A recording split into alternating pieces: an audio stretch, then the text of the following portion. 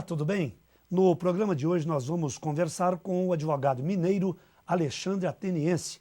Ele é especialista na área de informática e direito e regressa agora, acaba de chegar a Minas Gerais, vindo de um congresso em Chicago que tratou desse assunto, a tecnologia afetando aí o mundo do direito, os processos, os comportamentos tanto de advogados quanto promotores, juízes, enfim, o poder judiciário como um todo. Doutor Alexandre, obrigado pela sua presença aqui no programa. Eu que agradeço a oportunidade. E o que o senhor trouxe de novidade que viu de novo que pode ser aplicado aqui em Minas e no Brasil? Muita coisa.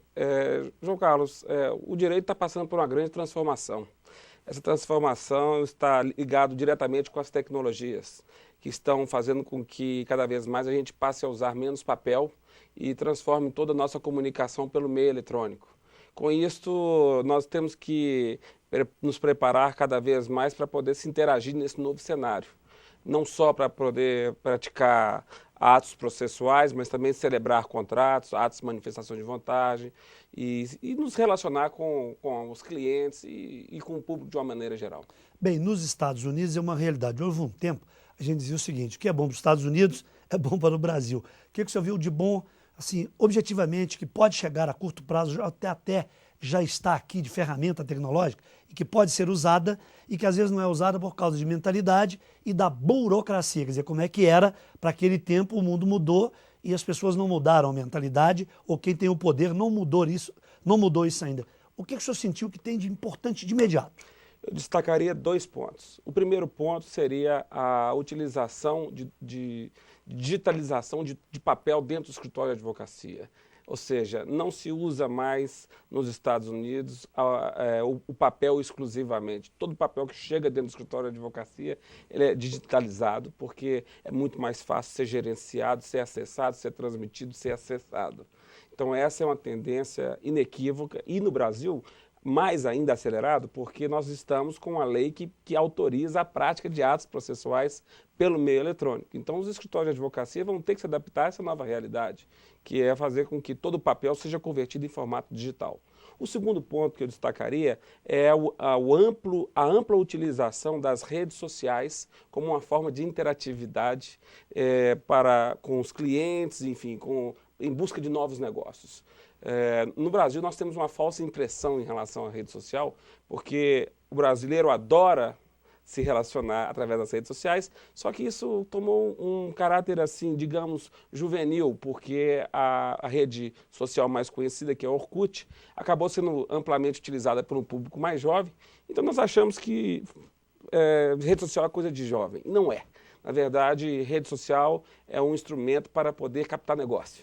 E com isso, nós aprendemos diversos mecanismos de utilização do Twitter, do Facebook, do LinkedIn, que são as principais redes sociais hoje para gerar negócios que estão sendo utilizados pelos escritórios de advocacia. Agora, em termos de custo, comparando aí real, dólar, né? O senhor disse que o escritório americano faz isso, o escritório de advocacia. E que no Brasil mais ainda, porque a lei permite.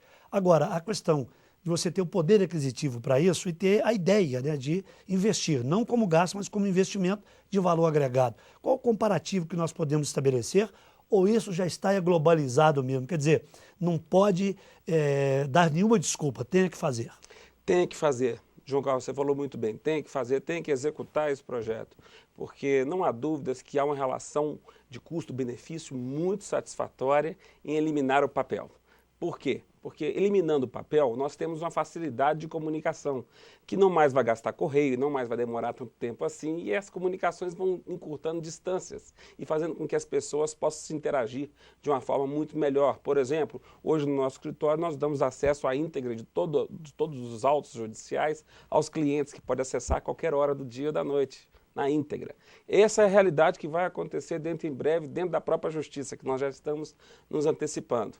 Então fica muito mais fácil trabalhar com outros parceiros localizados em diversas cidades diferentes, porque na verdade não há distância, não há dificuldade de trâmite, de acesso à informação e, consequentemente, nós vamos ter uma melhor qualidade de serviço sempre. Por isso é que há que se entender que digitalizar conteúdos em papel é um caminho sem volta. Quanto mais cedo o profissional encarar essa realidade e partir para executar esse projeto dentro da sua atividade profissional, ele estará alcançando maiores benefícios. Eu tive aqui uma ideia que você que acompanha o programa também deve ter tido, né? Inclusive é ecológico, né?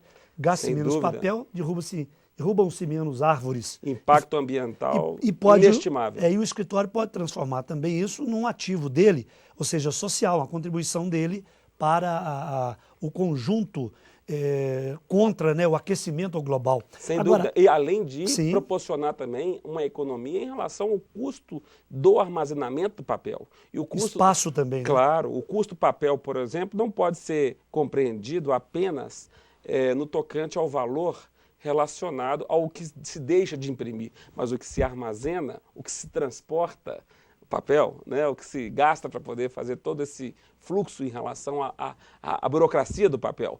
E com isso, só se pensarmos no impacto ambiental e nesses aspectos, só isso já justificaria essa mudança. Agora, uma ideia me veio que é a seguinte, faça a digitalização e depois tem a burocracia. Eu vi, por exemplo, o caso da nota fiscal empresarial obrigatória, eu tenho uma empresa, eu tive que fazer. Agora, o meu contador, mas o meu contador, depois de fazer tudo, ele teve que imprimir e levar na Receita o papel. Então tinha que fazer tudo automaticamente.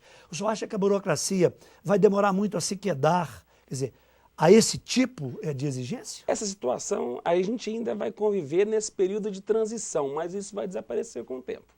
É só questão de tempo? É só questão de tempo, porque nem todo o fluxo de tramitação do papel para o digital ainda está perfeito. Mas é um processo em mudança, em contínua mudança, cujo objetivo final é eliminar o papel como um todo. Pois é, mas aí, vamos dizer, eu pego a minha empresa, digitalizo tudo. Eu preciso de ter um local para colocar esses dados eletrônicos. Aí entra uma pergunta fundamental. Se de repente eles sumiram e eu não tenho o correspondente dele em papel, como é que eu fico? Quer dizer, qual é a sugestão que o senhor dá? O que o senhor viu lá nesse congresso também lá em Chicago? É uma solução nesse caminho que seja uma solução boa, democrática e também seja barata, né? Sem dúvida. A solução para isso chama-se computação nas nuvens. A cloud. É o chamado cloud computing, né? É um tema de ampla discussão no momento.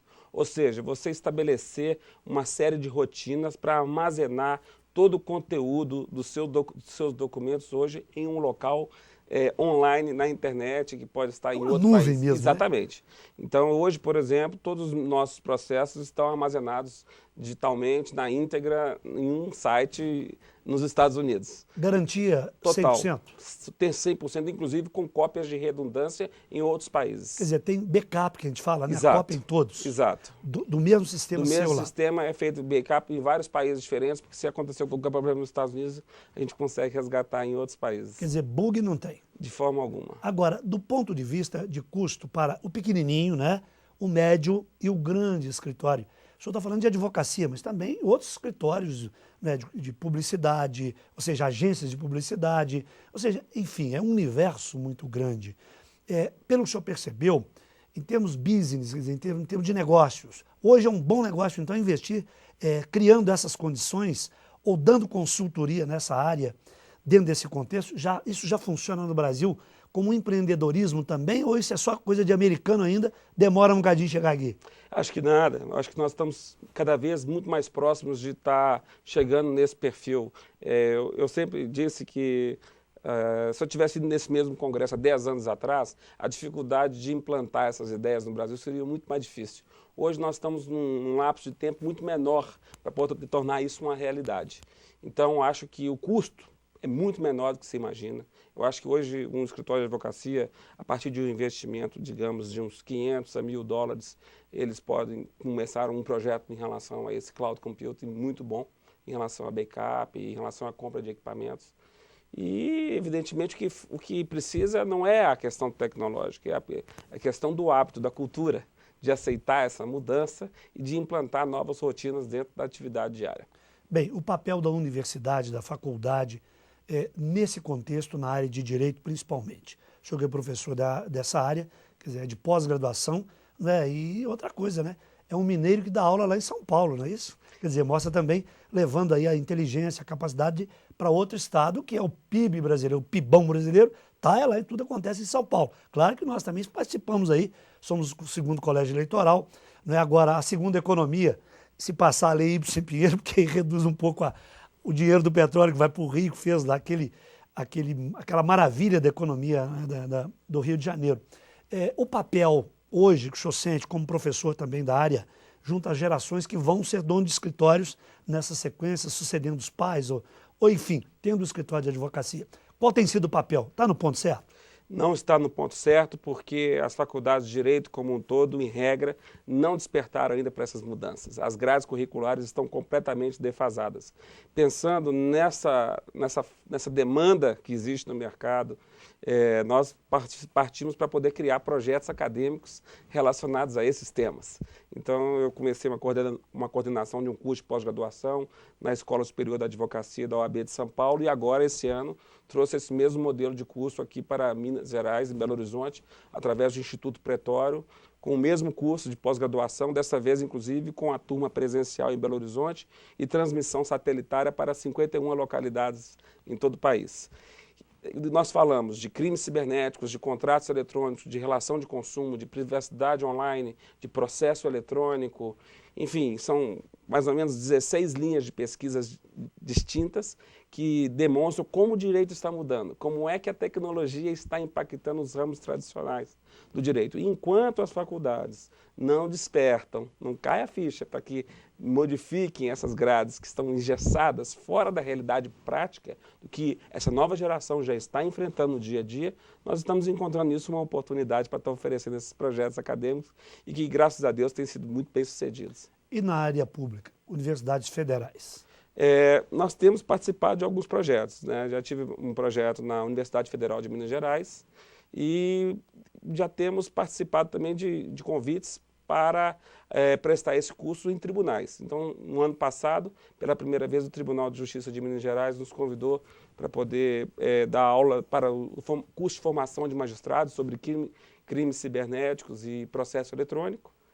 E agora vamos para Brasília, no Tribunal de Justiça do Distrito Federal, que também está nos solicitando um curso dessa mesma natureza. Ou seja, não é somente os advogados que precisam estar capacitados, os magistrados também se ressentem dessa necessidade e isso surge como oportunidade de negócio. Bem, a nossa conversa prossegue daqui a pouquinho com muito mais informações, não é verdade? Vamos agora para um pequeno intervalo e voltaremos conversando com o advogado mineiro especialista na área de internet e direito, ele que é o advogado Alexandre Ateniense.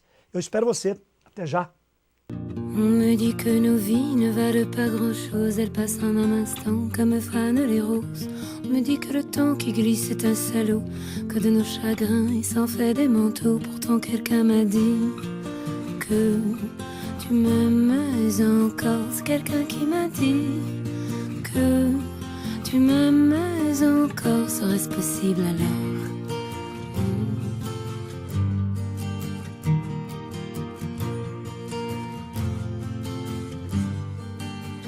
On dit que le destin se moque bien de nous, qu'il ne nous donne rien et qu'il nous promet tout.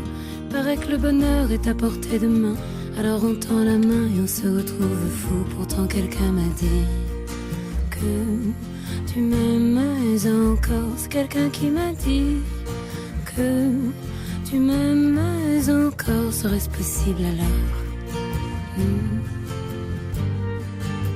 Serait-ce possible alors?